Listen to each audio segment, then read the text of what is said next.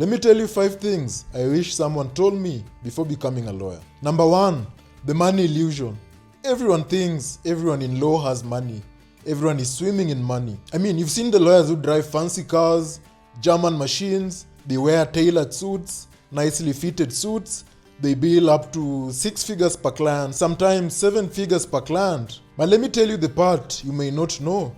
It's not all rosy, as some may think. There are so many lawyers in this country who are living hand to mouth. Advocates who pass the bar, but they can barely afford rent. Some are paid as little as 30,000 Kenya shillings a month. Some are surviving on miracle clients, waking up every other day and praying and hoping that you at least land a client so that you can make some income and be able to, pay some of your bills. And it is not because they are not good. Some are actually really, really good. The answer is simple. Law is not as fancy as some may think.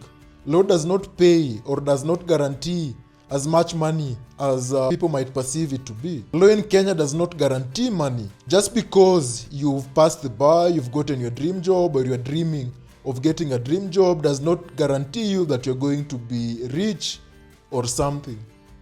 There's still a lot to it before you actually get there. Number 2, the workload lie. Law school says, or legal dramas that some of us watch, says you're going to be arguing out in court like Harvey Specter from Suits or Annalise Keating from How to Get Away with Murder.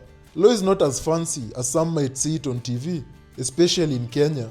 It's worlds apart. The practice of law in Kenya and what you see on some of these fancy legal dramas are far, far apart. I think the closest I can say to how, for instance, Kenyan courts operate, maybe if you have a look at what happens in Vioja Mahakamani, in a way it portrays how court systems and how court procedures work in this country. But it is also not foolproof in terms of painting a clearer picture. You have to live it to know it. So the reality is you'll be working on court pleadings at midnight, drafting submissions for people, clients, who are going to ghost you when it is time to pay up. You've successfully defended their case, you tell the client the good news, you share the judgment, you send your final invoice and they completely ghost you. And you have to literally chase them for them to settle the invoice and your legal fees for the work that you performed. You'll work 12-hour days, 60-hour weeks, and somehow you'll still be behind. There's so much to do in this profession. So if you're not careful in terms of how you balance your time and whatnot, you might really burn out. And that legal research they kept pushing on us back in law school, it becomes your second job literally. And sometimes it's going to be unpaid because you might sit behind your desk, do all this legal research, look into a matter that a client has instructed you on, you share your legal opinion and then they ghost you. Zero response and you don't even end up getting the work. That is what I mean when I say unpaid legal research. Number 3, client chaos. People don't come to you when life is good. People come to you when they are facing a crisis, when they are facing the toughest times in their lives, when they are dealing with the most challenging aspects of their lives. That is when you come in, you as the lawyer, to come in and solve these difficult problems that they have, these difficult situations they have gotten themselves entangled in. And you have to step in to try and unlock things, try and ease things up for them, and just get them back on their normal lives after you've cleared this problem up for them. Divorce, land, disputes, arrest, death, you name it, they'll come to you and expect you to solve the problems. And you should, because that is your work.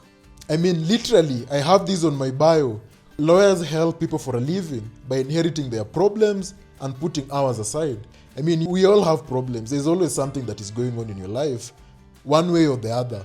But every other day you have to put all your problems aside and inherit all these problems that clients who walk into your office come and share with you. And you're expected to put your problems aside and solve these particular client problems. So it's something that you are going to have to learn along the way. You're expected to be calm, clear, and fast while handling someone else's emotional mess. And sometimes even their lies.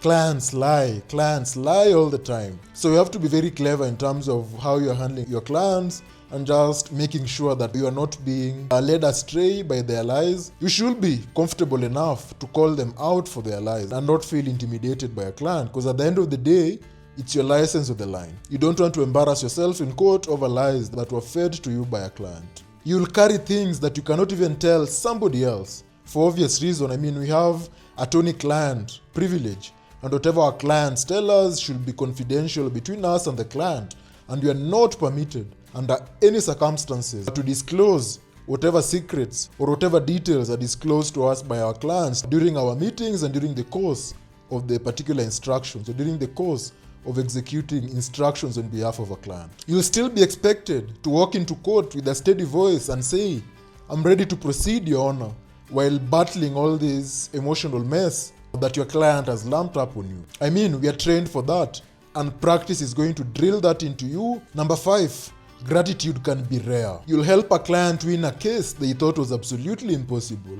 A client comes to you with a problem that they completely thought there is no way out of this. They share the problem with you, and you absolutely manage to crack it open and give them a long-lasting solution that is structured and is going to hold under any and all sorts of pressure. You'll save their property, you'll help them clean their names, and they'll still walk away like you never existed, like they never knew you before. No thank you, no payment, just a blue tick. You did all the hard work, you help them unlock a difficult problem, they walk away, they don't even bother to say thank you.